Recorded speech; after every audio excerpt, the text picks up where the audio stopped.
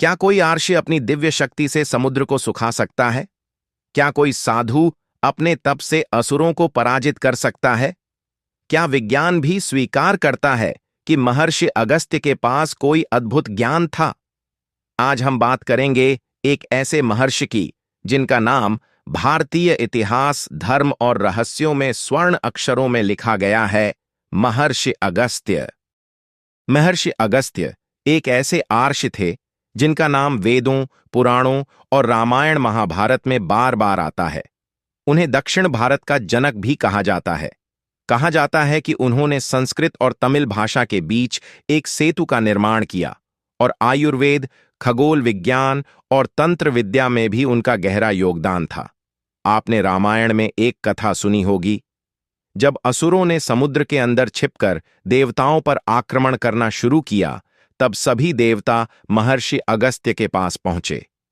आर्षि अगस्त्य ने अपनी दिव्य शक्ति से पूरा समुद्र पी लिया और असुरों को बेनकाब कर दिया। लेकिन सवाल ये उठता है, क्या यह सिर्फ एक कथा है या इसके पीछे कोई वैज्ञानिक रहस्य छुपा है? कुछ विद्वानों का मानना है कि यह कथा सांकेतिक रूप से बताती है कि अगस्त्य आर्षि जल विज्ञान में निपुण थे और उन्होंने जल प्रबंधन के लिए कई उपाय सुझाए थे।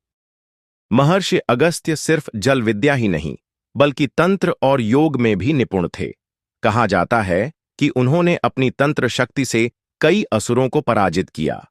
तमिल परंपरा में उन्हें सिद्ध विद्या का जन्मदाता माना जाता है, जिससे कई दिव्य औषधियां और आयुर्वेदिक उपचार निकले।